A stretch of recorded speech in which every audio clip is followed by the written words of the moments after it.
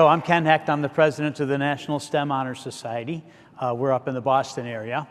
And you're probably wondering, well, who is this guy? So I grew up in the south side of Chicago. I'm one of 5 kids. This is my father's retirement ring from the Chicago Fire Department. And I wanted to tell you this story to tell you where I'm coming from with this whole thing. So, my parents didn't go to college.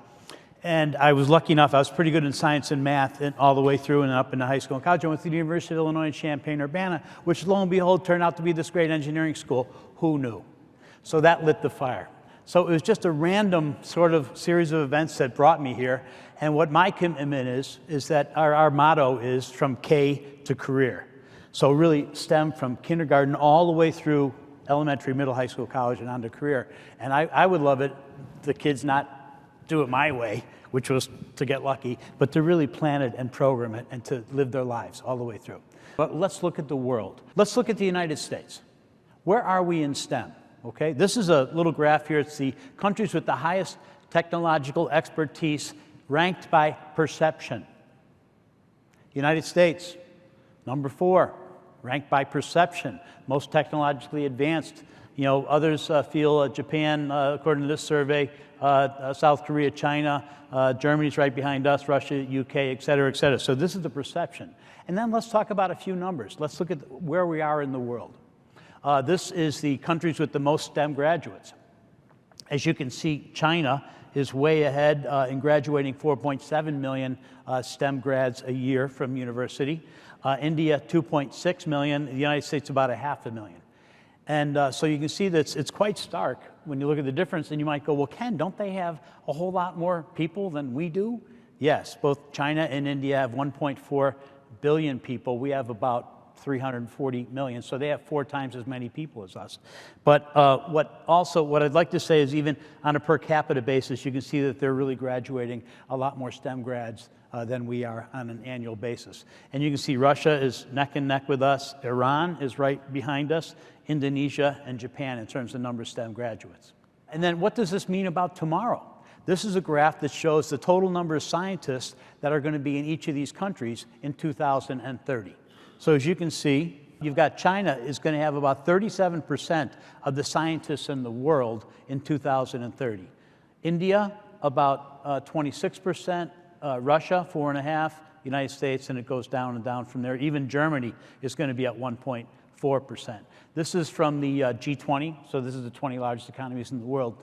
So this really translates STEM degrees into science jobs across the world in 2030. So it's quite incredible what's happening here. The attitude that I want to take right now is we're on an international basis, but you, the educators, are the Navy SEALs. You're on the front lines. You're the people that are going to change these kinds of things that we're seeing on the screen that are really going to help us to contribute to more STEM education and more STEM jobs in the United States going forward. So what can we do together to have a positive impact? And what I want to do is take you back now to 2017. That's the year that the concept of the National STEM Honor Society was created. First thing is we came up with a mission, of course. And our mission is to inspire innovation and recognize student excellence from K to career in the STEM fields: science, technology, engineering, and mathematics. That is our mission. And really, this is, as an example, this is the Rachel Patterson Elementary School in Alabama. They're a chapter of ours. And as you can see, it's an underserved community. And their induction ceremony was an absolutely rock concert. The parents are there, this was on ABC TV. This induction ceremony for about 2 minutes on their local ABC affiliate. Really exciting. So the first thing we would do is we would design our mission statement together in 2017, and that's what we did. The next thing we would do is we'd think about, well, what students are we talking about, and how is this whole thing going to work? And what we decided that it really made a lot of sense for this to be a feeder program, much like sports, okay? So if you think about the National STEM Honor Society and a sports thing, in sports you've got you got elementary school sports kids, you got kids playing soccer in first grade, and then they go on to middle school, usually in youth sports, then high school and college, they have athletic teams, of course. And so this is really the feeder nature of the program. It goes K to 2, 3 to 5, 6 to 8, 9 to 12, college and university. And one of the things that we thought about was, what are the personas of each of these grade levels? What is the persona? What's happening in the teacher's head? What's happening in the student's head? That's what we're trying to figure out, right? Let's take high school, for example, okay? So in high school, the teacher and the student are really quite together, that there's some anxiety there. What am I going to do with my life? I don't know if I want to go into the working world right away, if I want to go to college. Oh my God, what college am I going to get into? All this kind of stuff. So the teacher and the student are together. They want recognition to help them get onto their resume to go to college. They also want project-based learning, and lots of it. Why?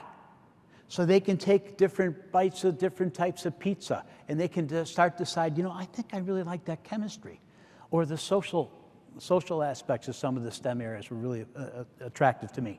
So this is really a little bit about the high school student. Then when you go back to the first grade educator, and that first grade educator, first of all, elementary school teachers, about 80% are female, so she probably doesn't have a physics or a chemistry or an advanced mathematics degree, probably an elementary education school teacher. So one of the things that we're charged with, and I'd invite you into the design, is to how do we crack the code of K to career and have that teacher have the confidence to bring STEM into their classroom.